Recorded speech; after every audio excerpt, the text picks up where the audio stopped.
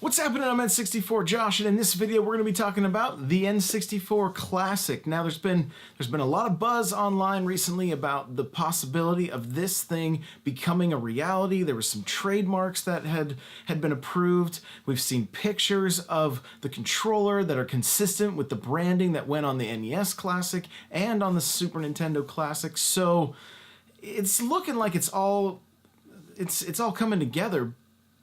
But what are the games that we're going to see on this thing? Because this is where there's going to be the biggest departure from some of the best games that were on the system. First-party games are a no-brainer. Mario 64, Mario Kart, Wave Race 1080, Excite Bike, Donkey Kong 64. I'm sure there's a few people that want that game.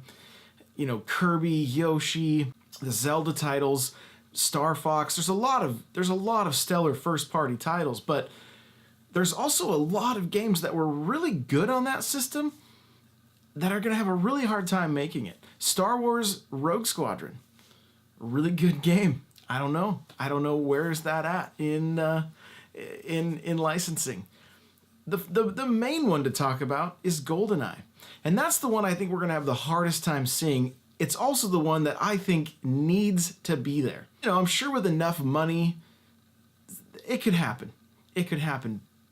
But Nintendo kind of screwed up a few years ago when Xbox wanted to put out a HD version of, like an HD remake, just like they did with Perfect Dark, of Goldeneye.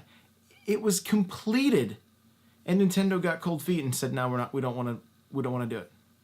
The game was done, the licensing had been all figured out, it was about to release on the 360, just like Perfect Dark did, and Nintendo said no.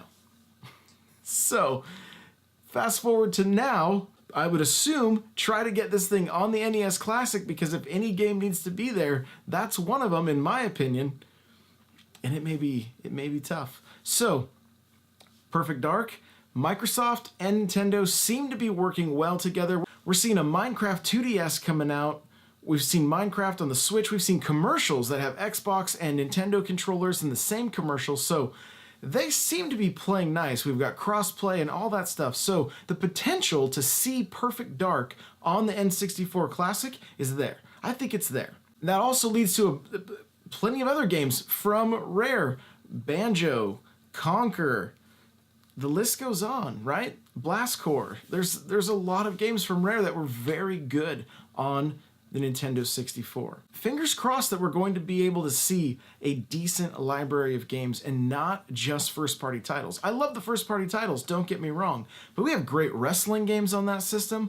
We had games like Ogre Battle 64. You had games like Turok, Turok 2. Great multiplayer in those games. A lot of fun. If the pattern continues, we've had less games each time. Well, there's enough first-party titles on that 64 that they could say, oh, this is enough, this is what we're doing.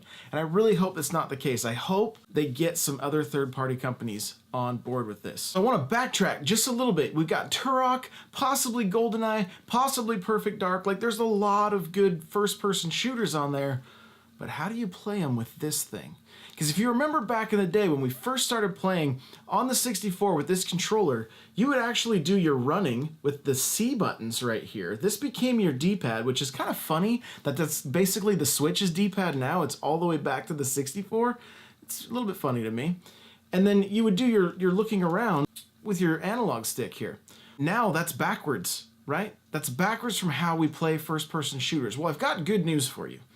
Okay, and I didn't learn this until a couple years ago, because I'll still pull out the 64 and play it. I have the matching console to this controller. And what you do is you actually can run with the D-pad, right? So you don't need three hands to play this. You can hold it like this. You can do your running, your looking, and you can still reach A and B and your triggers. So playing those shooters feels natural and feels just like how we would play them now. You're running with the D-pad, you're looking with the stick, you're running with your left hand, you're looking with your right hand, and you can still reach A and B right there. So those shooters actually still play okay today. You don't have to go back and try to run around with the C sticks or the C buttons, because it's impossible. It's not fun. It's not fun to go back to, but it still works. So keep that in mind. If this Classic comes out and we get any of those shooters, you can hold it just like you would a modern controller and play it just like you would, and it makes it a lot more fun. a lot more fun. So there's one other thing I want to talk about with the N64 coming out, possibly, right? Rumored. There's also the PlayStation Classic coming out.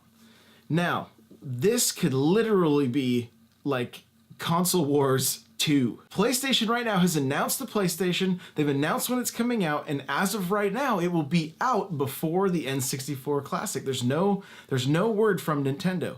So for a second time, if Nintendo is going to release the 64, the PlayStation's going to beat them to the punch yet again. This screams to me what could be a brilliant marketing campaign from either or both of these companies to really get just that console war thing going yet again. You know, it would all be in good fun, of course, but they all kind of play nice together. I mean, obviously PlayStation's not allowing cross-play and that kind of stuff, but whenever they launch, their Twitter accounts are like, hey, congratulations on your launch. So in order to just get more awareness and just kind of build some hype around this thing, they really could do some killer marketing, just kind of bringing back the whole console war vibe and that kind of thing. And I don't know if they will, and it's pretty funny to me that Sony is going to get this thing out as it stands right now before Nintendo does.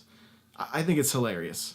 Here's what I know about both these consoles. Neither of them have aged very well. When you go back and play these games, they're not super great to look at, right? The polygons and everything are a little rough. Hopefully, both companies do some nice touch-up to these systems to make the games look a little crisper and a little less like you're playing with mud on your television.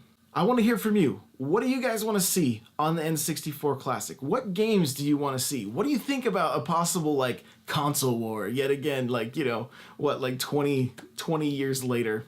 Let me know what you think in the comments below. If you enjoyed this video, hit that subscribe button, hit that like button. Thank you so much for watching. Remember, you can check me out on the Nintendo Powercast and the Smash Bros. Cast. Both are found on iTunes and Google Play. And we got Nintendo news going up on n64josh.com. You can check that out as well. Thanks again. We'll see you in the next video.